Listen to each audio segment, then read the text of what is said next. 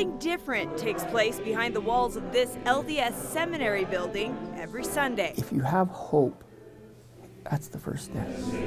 Hope is something these men say didn't exist behind bars. I did 16 years. 12 and a half years total. 7.5 years. I was there for 12 years. But they say that long-lost hope now exists And we'll go ahead and sing that song. because they found this one-of-a-kind congregation. This branch is one of the reasons why I'm going to do my best to make sure all my choices are better ones. As opposed to many wards where people wouldn't feel comfortable, we're all accepted here. I can be open that I'm a sinner in what I did and to repent of that and to move on. So I come here to this branch, and it's unique because they want me to be here. They're grateful that I'm here.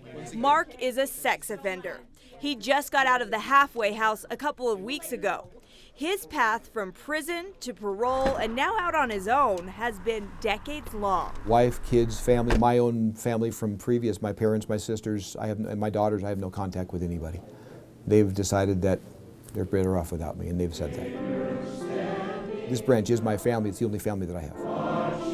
Mark is LDS and says finding a place to worship after prison was almost impossible. And I went to a regular branch, and the first conversation that I had with the bishop there, he asked me, so what problems am I going to have that you're in my ward? Oftentimes when they go to a normal congregation, they're not very well accepted.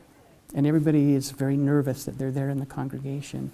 That doesn't happen here. They can be themselves and they are accepted here. The leader of this unique congregation, President Bruff, found himself standing in front of these men 7 months ago and admits he had some preconceptions. Before coming here, I had some pretty definite biases as who these people were and how they lived their lives. And after I've been here and I've got to know them and work with them, I realized they are people who have made poor choices, who are willing now to take responsibility for those choices and are trying very hard to repay society and move back into the community. That's the goal, for these men to transition back into the community. Usually when you get out, you tell anybody, you're a sex offender and doors close left and right. Everything that we have has been donated by the branch. If it hadn't been for the branch, I'd be standing literally in an empty room. That's one of the reasons why the people in the branch band together. Networking that goes on here is absolutely incredible. We're a family, and we work together. We look for opportunities for jobs and housing. One of the first things that happens when you come to the branch, the first time they introduce you, first time there, what do you need? They always ask you, do you need a job? Do you need a place to live? Do you need furniture? What do you need? Hell worth a lint.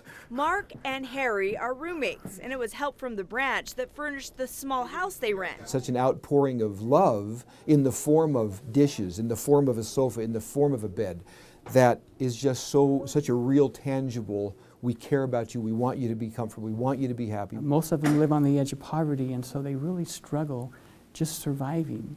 And to be able to play a part in helping them is very rewarding. The branch has been taking in sex offenders for 8 years. Hundreds have come through, and what all of them have in common? There are no skeletons in the closet here. And a message Good morning, everyone. How are you? to the community. They can change. That we as a society need to give them a chance. They need help. They need a job. They need a place to work. And if we'll give them those opportunities, they'll be successful. But if we continue to throw up roadblocks in front of them, and if we continue to ostracize them from society, they're going to struggle. And it's that reminder that says, no, never again.